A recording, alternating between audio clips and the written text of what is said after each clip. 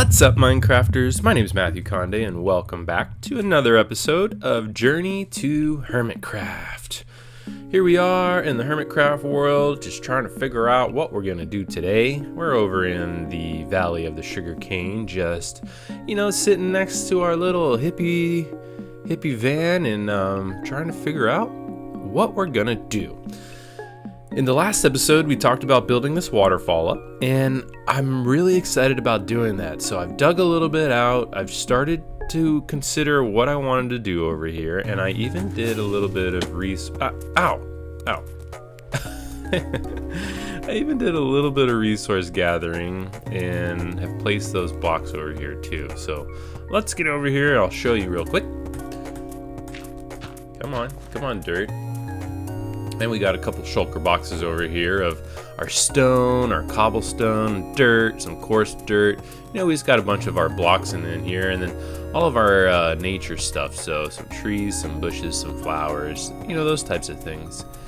So I really wanted to have the water falling down out of this section as the primary fall. And then it's going to be hitting in this section, creating some turbulence. A little river will head down this direction. And then it's gonna fall down one more time, boom, onto this path and then into our crop farm. So that's kind of what I'm hoping for. I'm gonna start switching some of the blocks around, start placing some water, see what it starts looking like.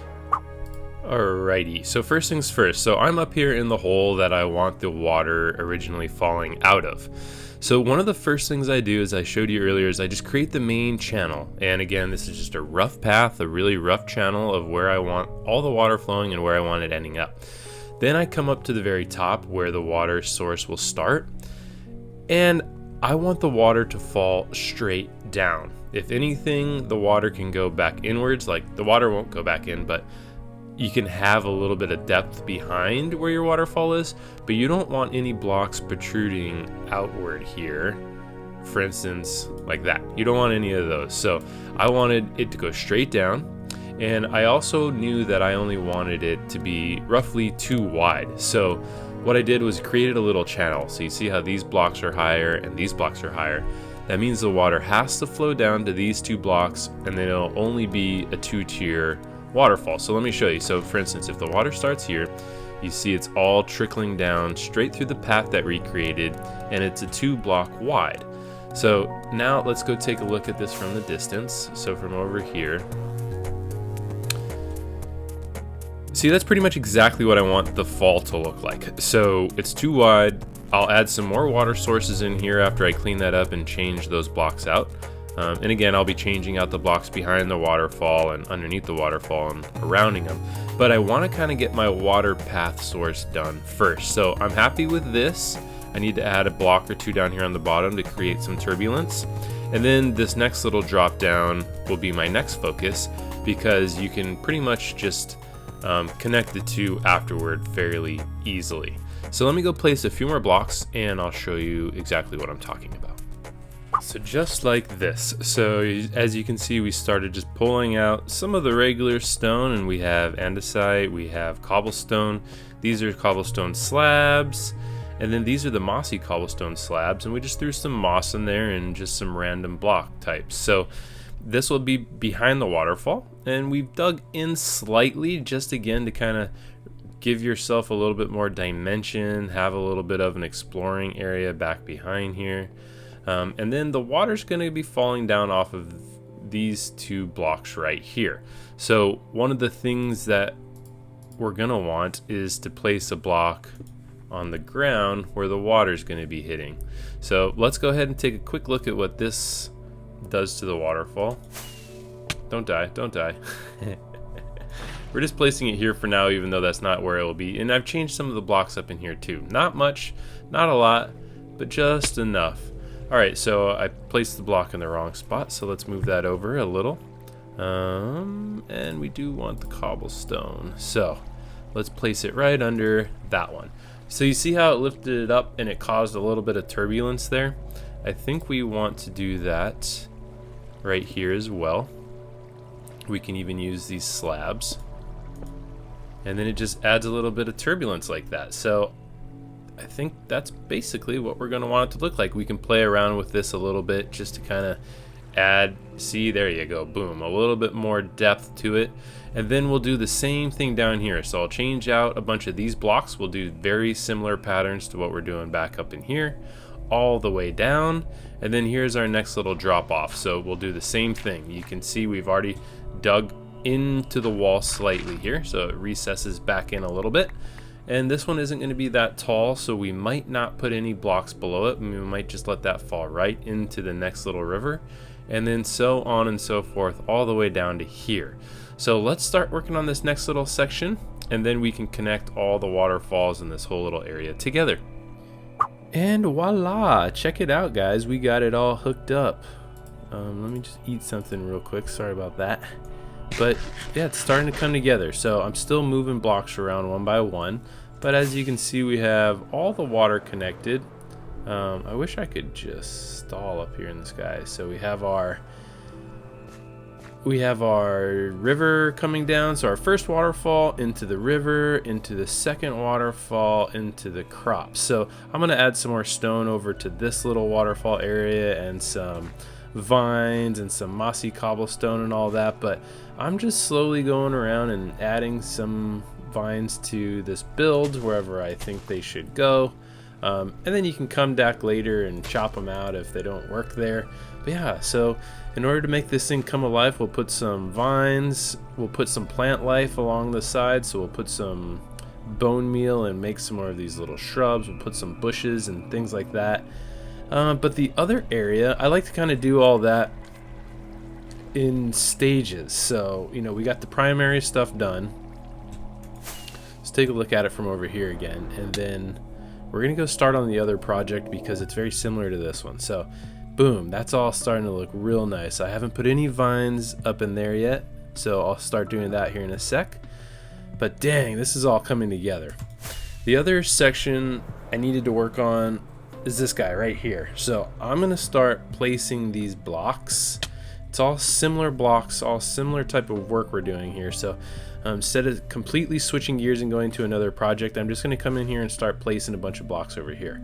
So let me get that going. I'll show you what this is starting to look like, and then we'll finish both of these projects off today with a bunch of landscaping and some of the decorative blocks. Check it out, guys. I got most of this stuff already finished. So let me point out what I've done here. All right, what I did was I put podzol on the very bottom because I wanted this to have more of a pond feel than to have more of like a rivery feel as we have on the other side going on. So the podzol's on the bottom, and I just wanted to show you where we were getting that from. So several episodes back, I don't know if you remember, but we found these spruce trees way out when we were gathering farm. Ugh, I meant slime. And I never used them yet, but if you plant 4 of them, if you put 4 saplings next to each other and let it grow, they grow really tall, but it also transforms the dirt below into podzol. And if you use a silk axe or a silk touch on them, you get podzol. So I've been over here just growing these trees and collecting all the podzol underneath. But back over here, let's look at the rest of these items. So I'll just crawl down in here. I've been just putting coarse dirt as a layer around the podzol. We have our normal dirt, just some cobblestone. We have some mossy cobblestone slabs introduced in between, and just a few lanterns in here to try to bring some light in. I also brought the dirt down a little bit to start overhanging. I'll probably clear that coal out of there, but didn't see that when I was working on it. So the main thing now is I need to tear this wall down between the 2 ponds and turn it into one big pond. So we will start taking this down, and then we need to start filling this one up. And the water level I'm just going to keep right here, even with this side. So I'm going to bring all the water up to this level all the way around. And then let me show you another thing over on the other side. Another thing I was working on over here, I've added a few more little details in, like some of the vines way back in there. I added some of the grasses around the sides, but not much has changed over there. What I did do though is I chopped down all the trees on the top of the hill. Let's fly up here. And I wanted to take down the achacha trees, and I wanted to plant oak trees instead. But I want the tall oak trees. So, excuse me. So I think this is how you do it. It worked on this one, but I went up 2 blocks, and then I just made this weird, ring of blocks around. Oh, here, perfect example. So it's up 2 blocks and then this weird ring, which forces the tree to grow a little taller than it normally does. And the goal here is to just start building this ridgeline up. So we have the fence, we have this hill, and then the hill continues all the way up. But I wanted to have a little bit more of a barrier here. So I'm going to plant some of these tall oak trees.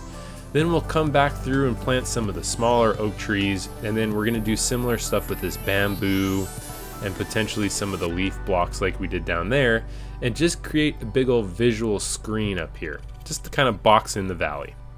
That's something I'm working on too, so I'm just letting these trees grow. I'm going to plant a few more up here towards the top and just kind of keep developing this area. And then the last thing I hadn't pointed out yet is this. Is this him? Is this Timmy? We lost Timmy.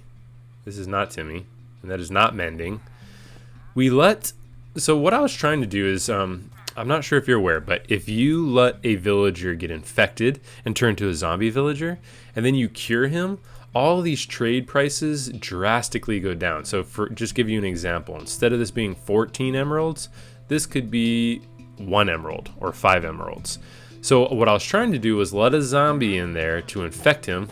However, as soon as I opened the door, he ran out. The zombies got crazy. I think they killed him, to be totally honest with you.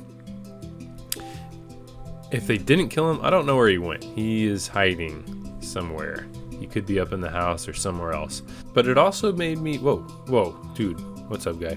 But it also made me realize that we need a better system up here. So we need to infect the villagers with the zombie bug and then cure them so that we can drop all of our prices. So I think in the next episode, I really want to build that up here. I'm gonna add a little zombie area that will infect them, and then a little curing area up there. So I think in the next episode, that's what we're gonna work on. We also need to work on lighting drastically. Like, this place is so dark. Just the shadow from that thing up there, it allows guys to spawn here. So in the next episode, I think we're really going to focus on the villagers and on lighting. But let's get back to today and let's finish this pond. Once we get into it, I'll show you all the plant life that we'll add to the bottom. But for the time being, I'm going to break this wall down and fill this thing up with water.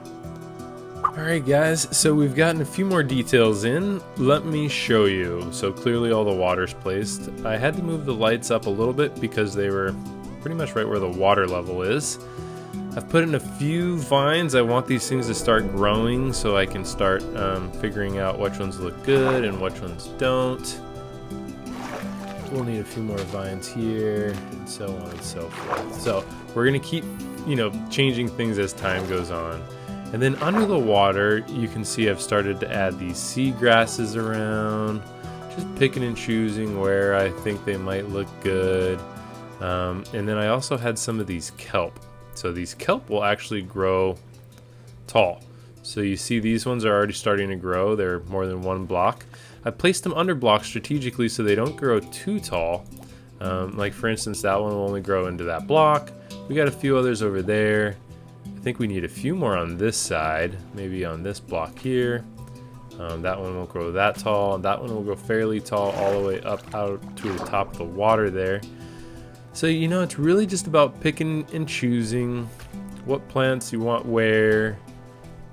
Ooh, how do I get those tall ones? Ooh, I bet that's bone meal. I bet I could bring some bone meal in here and it would help with that. But anyways, guys, the water is starting to look really nice. It's starting to feel like this is completed. We will make a little entrance in and out of here and clean up this top land area. We probably also need to put some shrubs and a few leaf blocks up top and just kind of finish these details. But guys, we've pretty much got that section done. And wow, that's looking way, way better. I bet if I put a few lights under the water, it would look really cool too. But anyways, now we have this huge pond part of the village, which is great. We can put the fishermen there possibly, or another villager in that area. That tree grew, the other two haven't grown yet, but the detail over here is really starting to grow in. So as you plant these vines, they do start growing kind of crazy sometimes, and you have to come back and clean them up. See how that one's growing way down? And then the other thing with these sea kelp, or the kelp, they start growing tall too. So I don't know if I like that or don't like that, but you see how it's forced the water to go up another block? Right here. I don't know. Maybe I like that. But anyways, we're playing around with it. See how it forced the water up here too? I don't know if I like that yet or not, but it's kind of starting to come along. And then we finished the detail over in here. We added some rocks, some more plant life. So now this is just a nice little water flow coming out of the hot springs. And that's helping our growth down here. So the crops are coming along. This whole section's coming along. The village is really starting to feel like home to me. And I am loving every second of playing in this world right now, guys. I am loving it. I didn't want to intrude too much, but I don't know if you can see in there. We have a visitor. Now, I'm so sorry about this. Okay, he's in the bathroom, so let's let him just hang out there. Maybe we can chat with him in the next episode. But guys, that's all the time we got for today. If you enjoyed this episode, please click that like button. If you really enjoyed it, consider subscribing. Because guys, we are making these videos. We are out here. Tweet me at Matthew Conde with any future tutorial ideas or any ideas that you want to see in the journey to Hermitcraft. And until the next time, y'all, peace. What's up, guys? Thanks so much for watching that episode. Really, really appreciate it. Hey, I've already started recording the next one, and it is great. So click that subscribe button, hang tight. The next episode, we got the zombie machine up and running. So we'll see you then.